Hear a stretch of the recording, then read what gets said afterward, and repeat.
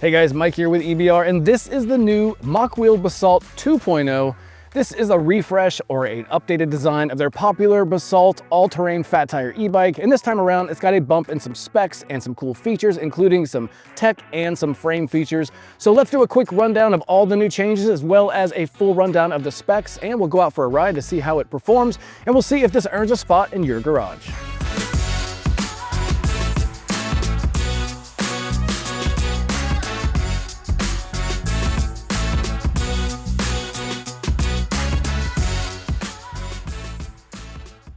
All right guys, so the new Mokwheel Basalt 2.0 is a Class 2 or Class 3 all-terrain fat tire e-bike that comes in with a price of $16.99 and it's UL 2271 certified. Now they say this bike weighs 80 pounds, or that's how they advertise it. When I got this in for testing, I threw it up on my scale in the shop and it came in right at about 82 pounds. I took the battery out, weighed the battery, that's about 11.5. And when you remove the battery from the frame or the bike without the battery, should I say, comes in right at 70 pounds. Now, in terms of frame configurations, this is the step-through frame giving us this low 16.8-inch standover or step-through height, but it also comes in a high-step version that has a traditional top crossbar here, so you can kind of pick whatever frame style you like. And there also is going to be two sizes for this. So you've got a standard size and a large size. This is their standard frame, and they say it fits riders from 5'2" up to 6'4", and that's a really wide range. So I'm 5'11", I'm not even close to that top of the mark of 6'4", but I can say I have the seat extended as far as you can go to the minimum insertion depth. And I'm unable to get like a full proper cycling, like pedal extension, slight bend in the leg. Now for some of you guys that won't matter if you like to throttle around mostly, or if you're just gonna do some light pedaling and rely mostly on the E-system or the electric motor for assistance. But if you do like to get a lot of pedaling in with your e-bike and you're over 6 foot tall, that's something to keep in mind. And I would definitely say opt for the large size frame if you're north of 6 foot. Now, in terms of frame configurations and styles, like I said, the ST is the step through and there's the high step, but there's also going to be 4 color options. This is the white, but they also have an orange, they have an olive green, and they also have a camo option for you hunters out there, or just if you like camo in general, they've got that as well. All right, so some geo numbers for this step-through frame. Again, this is the standard size step-through frame. We have a 16.8-inch standover or step-through height. We have a 16-inch reach up top. The seat can be adjusted from 29 to 45 inches, and the wheelbase is about 46 inches, and we've got a 350-pound payload. Now, when it comes to the tire and wheel setup, they went with a 26-inch wheel that's got offset spokes. Those spokes are at a 12-gauge thickness, and they wrapped it in a 26-inch by 4-inch wide all-terrain tire. Now, they say you can run around 15 to 30 PSI on this. I've been sticking to the lower end, that 15 to 20 PSI, and that seems to be a good balance of traction and just good comfort when you're riding the bike. And that's another area to talk about, the comfort on this bike. Between the 4-inch wide tires, this big padded seat, the front suspension fork, and the gel padded ergo lock-on grips, it's generally really comfortable even out here on the chunky stuff out in the desert. Now, when it comes to things like lighting, we have a front headlight up front. We have tail lights that they've now built into the chainstays here, or kind of where the chainstay meets the seat stay. And those also have integrated braking indicators and turn signals you can actuate through the pad up top. In terms of things like racks and cargo accessories, it does come with a rack that is rated for about 60 pounds. And you also have a front rack mounting point, as well as 2 bosses for your bottle cages in the down tube. All right guys, so in terms of power delivery, we'll talk the E-system here. So we've got a rear hub 750 watt motor. Now that motor can peak at 1100 watts and it puts out 90 Newton meters of torque. Now, I found that on my rides over the last week, I never had any problems wanting more power out of this. It's actually got a whole lot of power, and that 90 Newton meters and peaking 1100 watts really does show its muscle when you go up steep hills or you're just romping around on this desert chunky terrain out here. It does a really good job of just proving itself as a powerful, confident motor. Now, it's got a torque sensor as the motor activation.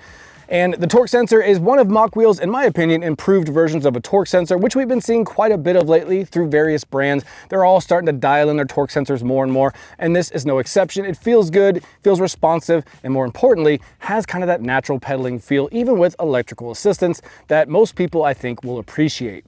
Now, in terms of the way the motor works, it's got PAS levels 1 through 5 like you'd expect, but then there's one other area you can tweak even further that I think really is unique to Mokwheel, and some of you guys might appreciate. That's going to be the motor sensitivity settings. So you can go into the advanced settings and select a motor sensitivity between 1 and 5. And what that's going to do is if you leave it on 1, that's going to be the most reserved, the most subtle in the power delivery and acceleration, and 5 is going to be the most aggressive, most punchy and powerful version of this motor, and then 3 would be somewhere in the middle, and you can kind of see how that goes, levels 1, 2, 3, 4, 5. Now, it'll ship as a Class 2, limited to 20 miles an hour, in the intensity mode of 3, which I think is a good middle ground for just keeping the bike in long term. But if you have, say, a friend gonna ride it for the first time, maybe you're new to e-bikes and you've ordered this and you're a little apprehensive about the speed and power, or maybe your kids or someone, you know, just wants to try your bike and you don't want them to be overwhelmed by it, then you can turn that motor sensitivity down to 1 or 2 and just let them experience the bike, get comfortable with it, and then you can always bump it up down the road. It's a really cool feature, and I'll show you in just a minute how you can access that as well.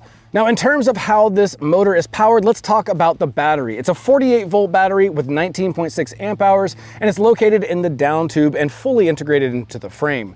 Now, this gives us 941 watt hours of power, which is quite a bit of capacity, and I think that's gonna be a solid option for a bike of this weight and size and power ability. Now, in terms of how the battery is secured in place, it does come with a key, and I'll show you how you can remove that now. So all the bikes will come with usually 2 keys. You just put this into the non-drive side, there's a little key slot, and you turn it 180 degrees and the battery will drop down. There's one more latch to make sure it doesn't just fall into the bike. And if you don't turn the wheel like I have it now, the wheel is straight, it's a little tight getting out, but if you want more space, you could just simply turn the tire, and that's gonna make it a little bit easier to access the battery. Now, this is UL 2271 certified. And right now, I was on their website just doing some research for the bike, and they actually are selling spares for $199. Now, I don't normally pump or talk about buying spare batteries, but when you talk about wanting an e-bike to last and having it a long time, most bike components you can find at any bike shop, but what makes every e-bike unique is the brand's battery, motor, controller, display, and being able to grab those for $199 and having that spare battery, really nice option altogether. Now, they say you can get between 60 and 80 miles on a single charge. I put that to the test, and on max PAS, so pumping, you know, north of 20 miles an hour for the whole time, I still covered 35 miles, and on minimum PAS, slowing it down to about 11 or 12 miles an hour, I was still able to cover 60 miles. So all in all, we did meet that 60 to 80 threshold, not as far as 80 goes, but 35 to 60, depending on how you're riding, really, really solid range numbers altogether. Now, to put this back, you're simply gonna drop it into the bottom here, the same way you came out, and it clicks right into place, and you're good to go. Now, in terms of safety, this is UL 2271 certified, and longevity, this has a 2-year warranty on the battery and a 2-year warranty on the entire bike. Now, when it comes to componentry or how they spec'd this out, starting in the back, we've got a 7-speed Shimano drivetrain with a Shimano tourney rear derailleur and a Shimano 14 to 28 tooth rear cassette. Now, up front, we've got a 52 tooth chainring with a nice chain guard, an alloy chain guard here, and your cranks are 170 millimeters, and it comes with alloy flat pedals that also have traction studs and reflectors. Now, when it comes to braking, they went with a Tektro hydraulic disc brake set, both 180 millimeter rotors up front and rear with a thickness of 1.8 millimeters. Now, those are mated to a 2-piston Tektro hydraulic disc brake caliper, and you have your Tektro levers up top that have motor cutoff sensors. So if you were to touch that brake lever and actuate the brakes at all, it's gonna send a signal to kill the motor, which is a really nice safety feature. If you're going too fast or you're getting concerned, you hit the brakes, it's just gonna cut power to the motor and allow you to deal with what you're dealing with. And then when you release that brake lever, the motor power kicks right back on. So when it comes to the saddle here, we've got the Mokwheel Comfort Saddle. Now, this has some spring supports on the bottom, as well as a little area for you to hold like a kind of a lever or a grip handle for you to lift the bike. And in general, it's a really solidly comfortable bike seat. Now, like I said earlier, I've got this fully extended out at the top, giving it to the minimum insertion level, and I was not able to get a full proper pedal extension. But again, if you're north of 6 foot and you don't plan on doing a ton of pedaling, you probably won't even notice. Or if you do plan on doing a ton of pedaling, just remember, those of you over 6 foot, opt for the size large frame. Now up front, we do have a 110 millimeter coil suspension fork. Now on the right side of the stanchion, you're gonna have a lockout, and on the left side, a preload. And you can see all 110 millimeters actuate when you give it a push. Now up top in the cockpit, we do have an adjustable stem that allows you to get a just kind of a fit that works best for you. You can bring it forward, you can bring it back towards yourself, and that's going to allow you to kind of just make the bike fit you even better. Now on both ends, we've got Mokwheel branded gel padded ergonomic grips that are lock-on. And in the right side here is the Shimano 7-speed shifter. It is a trigger shifter with a window to tell you what gear you're in. And like I said, up top, the Tektro levers with the motor cutoffs. Over on the left side, we have a push throttle, and we have the PAS control pad that controls everything here on the display. Now, new for Mokwheel this time around is this detachable display. So you just simply squeeze the bottom two brackets there, and that allows you to take this off. Now, at first glance, that's no big deal, but at second glance, when you do pull this off, this deactivates the bike from being operated, meaning you go into a store, you go into your job, you go into school, just take the faceplate with you along with whatever bike lock you do bring with you, and it's just another added layer of security. Sure, they could cut your bike lock, but they can't make it operate without the display. So a nice, subtle, and easy way to just bump up the security. I'm going to put this back by just dropping it in the same way I got it. And now let's take a closer look at the display. All right guys, so this is the home screen on the new display of the Mokwheel Basalt 2.0. First thing that stands out is its nice new color, high contrast display. It's got a nice clean user interface. It's a nice step up from the previous one. And then like I mentioned just a minute ago, you can easily just remove it by pinching the tab below and pulling it off for a security feature. Now here on the home screen, we've got our battery bar up top telling us how much battery we have remaining. Below that, we have our PAS level, which as we go through the buttons, you'll see will follow on the screen. In the middle, we have our speed measured in miles per hour, but you can switch that to kilometers, and I'll show you how in just a second. And then down below, some ride metrics like trip time and trip distance. You also have like visual indicators. So if I click on a turn signal, you can see here, I'll get a flashing turn signal indicator. And it's a good reminder that you need to turn the turn signal off, because unlike your car that when you finish the turn, it will click off the turn signal, this will remain on until you re-hit the same button. So just glance down, and that's a good reminder to turn it off. You'll just hit that one more time. Now, if you want to turn on your headlight, you'll hold the plus button and you'll see the indicator will come on and the screen sometimes will get dimmer on other models, but this one stayed the exact same color. If you hold it again, that will click back off. And if you hold the minus button, you'll see a little indicator on the pad, has a little person with a bike. That will turn on walking mode, which will allow the bike to move at a speed of roughly somewhere between 3 to 4 miles an hour, kind of a walking pace, so you can move with the bike rather than pushing it or pulling it with you. Now, if you want to go into some more advanced settings, there's two different menus. One is technical settings and one is functional settings. So we'll go into the first one here by holding plus and minus together. And that will take us to the technical settings. Here you can change the language. You can change assist levels. And if you go into that, you can see you can make it a 3-level PAS system of pedal assist, or you can make it a 5-level pedal assist system. Here we have it in 5 levels. We'll just leave it like that. Below that, you can see the voltage level, wheel diameter, magnets for the sensors, and a factory reset of the bike. Now, those are some basic settings, but the more important settings that a lot of you are going to be messing with are things like speed and class and speed regulation, and that's going to be in the functional settings. So to back out, we'll hit the back arrow or the left turn signal button. And to get into the function settings, we're going to hold both turn signal buttons, and that will take us into this menu, which is where we have more just typical day-to-day options. So things like the screen brightness. You can set it on a numerical setting, so you can set it level 1, 2, and 3, or an automatic mode, which will adjust the brightness of the display based on how bright it is outside. So to back out, we'll hit the back button. And down below that, we change units of measurement. So here you can go between kilometers per hour and miles per hour. Here is where you can control the throttle speed, something kind of unique to Mokwheel. Now you see it says 33 miles an hour. It does not go up to 33 miles an hour. I was just kind of pushing it above 28 to see what it would do, but you can easily take this back. Oops, let me get back in there. You can easily take it back to 28 or even lower, which is a nice setting. So we'll go down to throttle speed again, and you can see we can plus and minus this back down. So we'll go down to 28, and to save it, I'll just tap the power button and it will save it like that. Down here, you can go to assist speed, and that's gonna be similar. You can set a speed limit for each level of pedal assist. So say you want PAS1 to be 10, PAS2 to be 13, and so on. You can do that all the way up through 28 based on how you like it. Heck, you could probably set all of them to 28. Let's actually try that. So right now, PAS1 is set to a limit of 10 miles an hour, and it says we can go as high as, yeah, it looks like the full class 3. So you could really set this to where the bike is at full power in all 5 levels, or you can tailor it to have a certain speed limit at each level. And that kind of customization, some people will really appreciate. So down below that, we have intensity setting. This is where I spoke about controlling the motor's aggressiveness. So level 1 being the most, subtle and relaxed in acceleration, and level 5 being the highest. To go in here, hit the right turn signal button, and you can see we had it at intensity setting 5 from that ride along we just did. But if we lower that back down and hit power, that will save it in level 3, which is what it shipped as.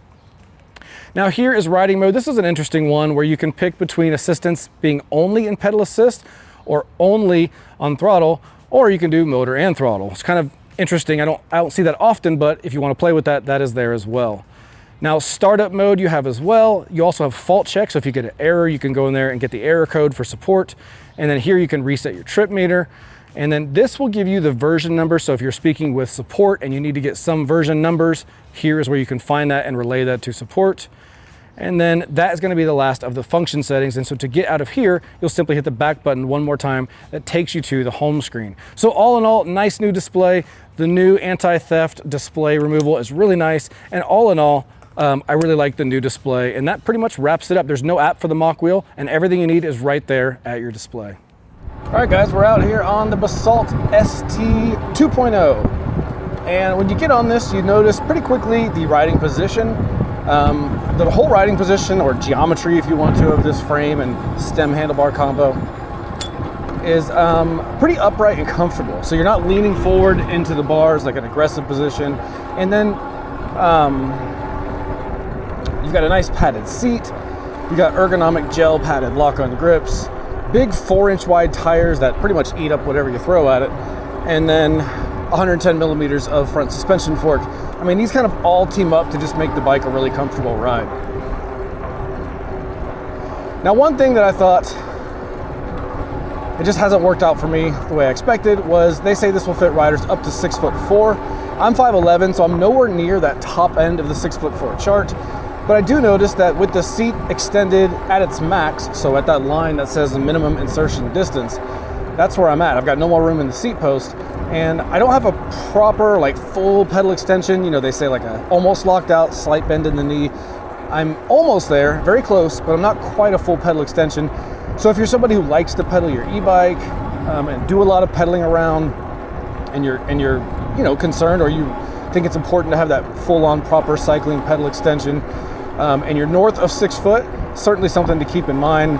For the rest of you who don't really care, want to throttle most of the time, you're not even going to notice and probably won't care at all. But it's something worth just putting out there for you guys that are over 6 foot. So the motor on this is the 750 watt motor. It's got 90 Newton meters of torque, and it can pump out our peak its wattage at up to 1100 watts. So quite a bit of juice on tap here to play with. Now let's go into PAS5 and do a quick throttle test and see how long that takes to get up to from 0 to 20. So ready, set, go. Pretty average start there, not slow, but not jumping off the line. And we're already at 15, and we're already at 20. So really, really fast, tons of power, kind of like what you'd expect. Now, one thing about that is that was with the motor intensity set to 3. Now, if we haven't gone over it already, I'm not sure what point in the review we are. Motor intensity is essentially your ability to dial the motor's power and how sensitive it is to power on a scale from 1 to 5, 1 being the most reserved, so low power, low acceleration, 5 being the highest, high power, high acceleration, and we are currently at 3, which is how it ships. So let's pull over real quick, and I will bump it up to motor intensity, or sensitivity number 5, and we'll see if that was any quicker. I don't know, it didn't time it, but we can get a general idea. So I'm going to hold the plus and minus buttons. That's going to take us to technical settings. We'll go into, oh, that's the wrong ones actually. I'm going to hold the 2 turn signal buttons, and that will take us to function settings right here.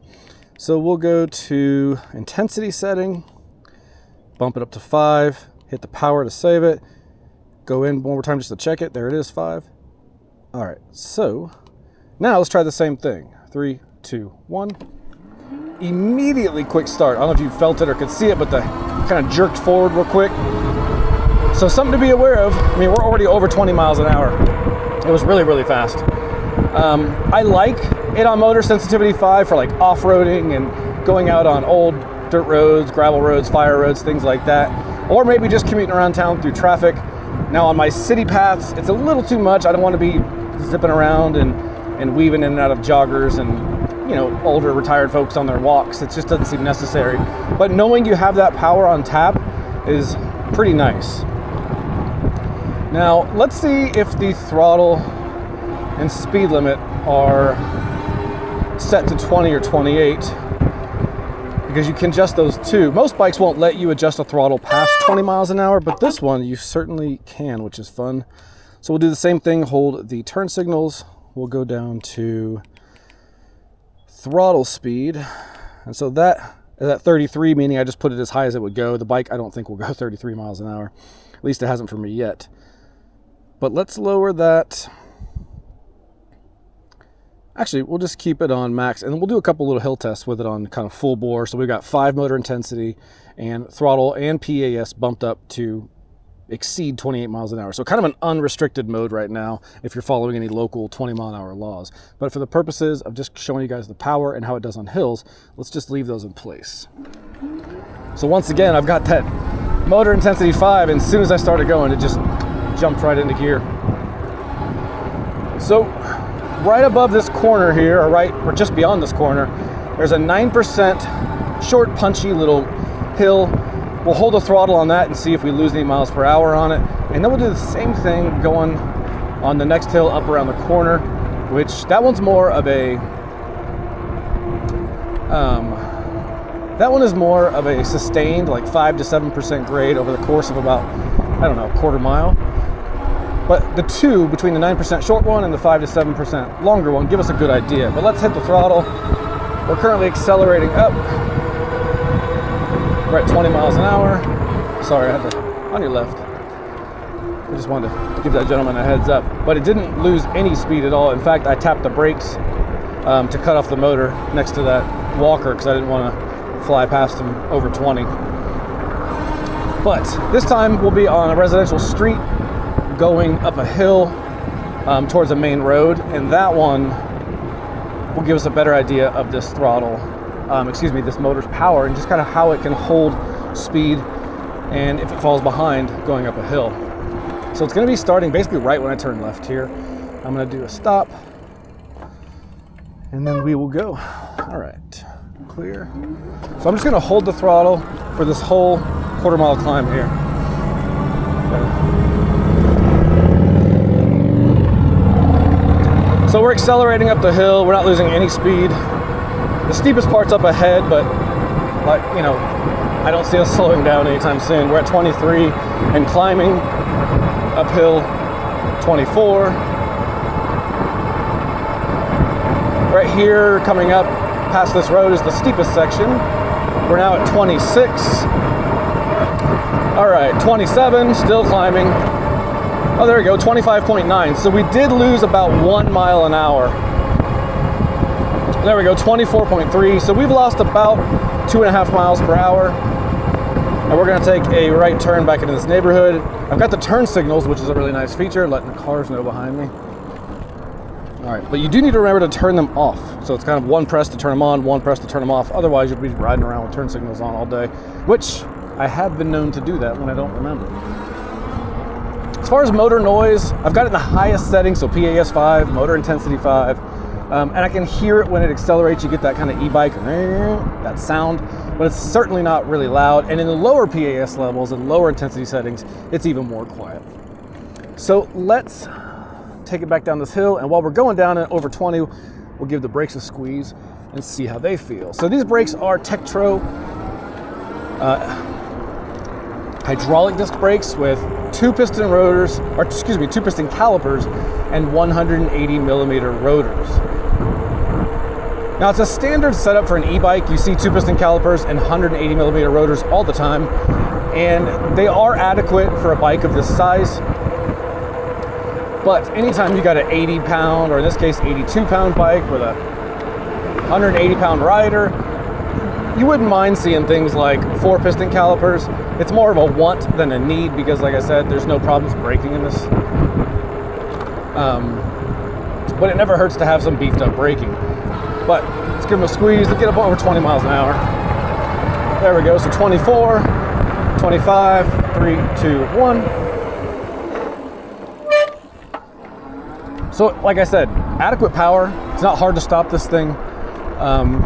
But I do feel like it takes a little bit longer than I would want. And again, I think that just has to do with the size and weight of the bike. All right, so we'll get back on this trail.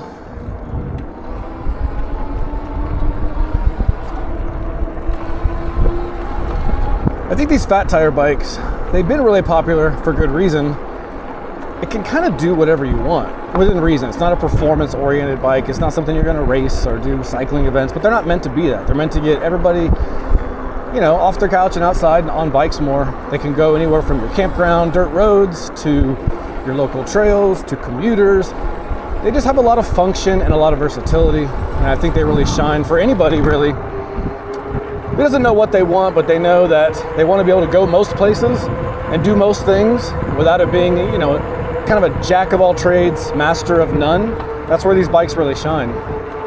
So whether you're commuting, recreational riding, right? Now, if I wasn't wearing a camera, the ego inside me would want to chase that other guy and see if I could beat him. But I'm not going to do it for the sake of YouTube. I'll pass today.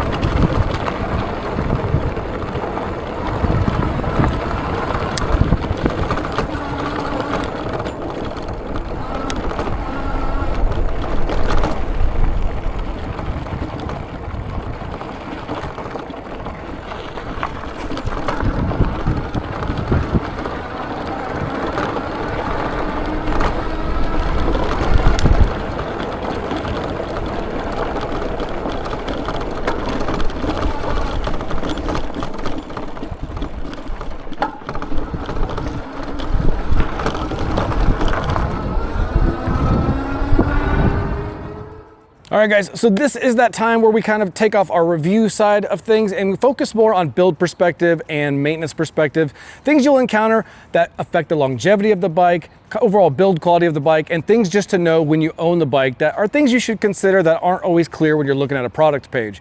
Now, first things, before I jump into it, thank you to Feedback Sports for providing some of their Pro HD aluminum racks and toolkits. If you like to tinker on your own bikes and you're tired of your flimsy, cheap bike stand in the garage always teetering over, these are really solid, heavy-duty racks, but they're aluminum, so they're easy to pack up and carry around. Really solid racks. I'll put a link down in the description if you want to check that out. Now, starting with some things I like about how they designed this bike and the longevity of it, I'm going to start back here at this rear rack.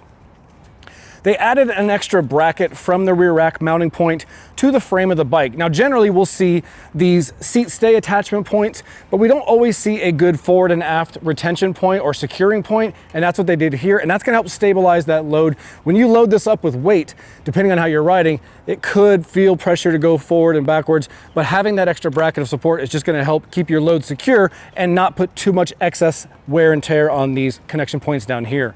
Now, the next thing is the alloy pedals. So a lot of these bikes come with plastic pedals, which plastic pedals are fine for most folks. They're lighter and easier to use, but pedals are something that wears down quickly. They scrape the ground more often, whether you lay the bike down or whether you strike a rock when you're off-road. Pedals can take a beating, and having alloy pedals like this that already have reflectors and traction studs just gonna last a really long time. Also up front, they went with a solid axle. Now, normally a quick release is going to be a just quicker and easier way to detach your tire, and I think people prefer things like quick release, but having a solid bolt front axle is on a bike that weighs 82 pounds, meant to go upwards of 30 miles an hour and off-road. This is going to be a much better, much more solid connection point that's just going to do better for the front end life of the bike. Now, some things I would say I'd like to see improved on the next version of the Basalt. It's pretty small, but I think it is important. So starting back here at the rear derailleur. So the Shimano Tourney 7-speed derailleur is a good derailleur that will get your shifting done cleanly every time, as long as you keep that cable tension in check, which all derailleurs need that if they're cable actuated. So no issue with the derailleur itself, except the lack of a clutch. Just keeping tension on that derailleur at all times. Again, we're talking about a bike that's meant to go kind of all terrain and go anywhere. And you can see just with a little bit of touch, you're gonna get some chain wobble. No big deal on paths. You won't really feel that at all or even hear it. But as soon as you go off road, you'll start getting that stuff. And if you notice when that happens, there's no protective film, cover, barrier along this chainstay. And while at first, no big deal, over time, if you do ride this bike off-road and travel a lot of places with it and kind of explore with it, this will eventually start to just beat this chainstay to death. And it's just gonna affect the paint, ultimately introduce the elements to the raw materials underneath. So I'd like to see that area beefed up, but all in all, pretty well done bike, and I enjoyed riding it, and that's what I've got for the kind of pros and cons on the Mokwheel Basalt. All right, guys, so there you have it, the new Mokwheel Basalt 2.0, a nice refresh to an already popular fat tire e-bike that's done Mokwheel really well. They've got a good following, and I think the Basalt 2.0 is just kind of complementing a bike that was already popular to begin with. Now, it had nice new changes. We've got that nice detachable screen up top. You can remove it for security purposes. We have a new stiffer frame that has these integrated taillights and turn signals, which is another really practical feature. And then just everyday practicality like racks, fenders, and tons of power should you want to take this thing basically anywhere. It's kind of ready to go. Now, if you got any questions about the Mokwheel Basalt 2.0, just drop them down below. I will respond personally, and if I don't have the answer, I will track it down and reply so you get that info if you need it. And until the next review, consider liking and subscribing, and I'll see you guys out on the trail.